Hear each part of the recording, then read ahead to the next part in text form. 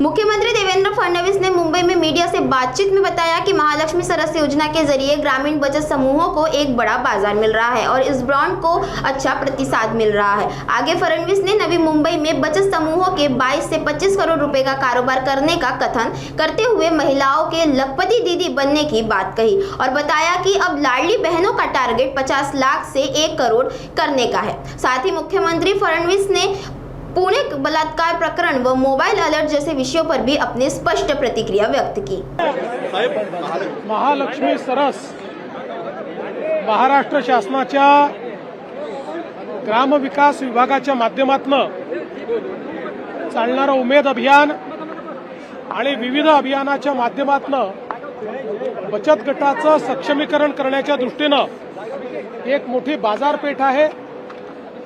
गेल्या काही वर्षांमध्ये आता हा ब्रँड एस्टॅब्लिश झालेला आहे। कुठल्याही शहरामध्ये महालक्ष्मी सरस आपण घेतल्यानंतर लोकांचा प्रचंड प्रतिसाद त्या ठिकाणी मिळतो आणि राज्यभरातनं बचत गट हे त्या ठिकाणी येतात, चांगला व्यवसाय करतात।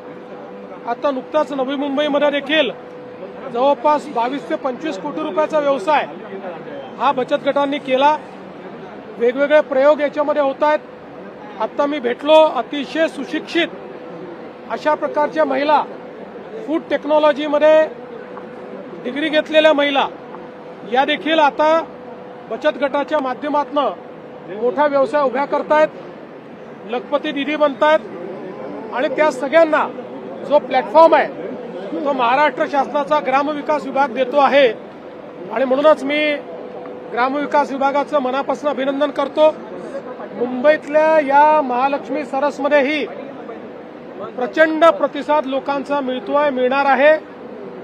इथे खाद्यपदार्थांपासून तर विविध ज्या आपल्या गरजा आहेत याचे सगळे दर्जेदार अशा प्रकारच्या गोष्टी आहेत। तमाम मुंबईकरांना मी विनंती करतो की एकदा येऊन तर बघा। तुम्ही इथे आलात तर पुढच्या वर्षी वाट पाहाल महालक्ष्मी सरस कुठे आहे। तर लाडक्या बहिणींच्या लखपती दिदीमध्ये रूपांतर करण्यासाठी तुम्ही जी उमेद संकल्पना आणलेली होती, प्रचंड मागणी आहे, संख्या वाढवायची मागणी देखील आता पुढे येते। हे निश्चितपणे अतिशय चांगलं काम चाललेलं आहे। लाडक्या बहिणीचे टार्गेट आम्ही आता वाढवतो। 50 लाखावरनं 1 कोटीवर आम्हाला जायचं आहे आणि आमचे मंत्री जयकुमार गोरे असतील, कदम असतील आणि सगळी आमची टीम असेल, ही टीम आता याच्याकरता पूर्ण ताकदीने मागे लागली।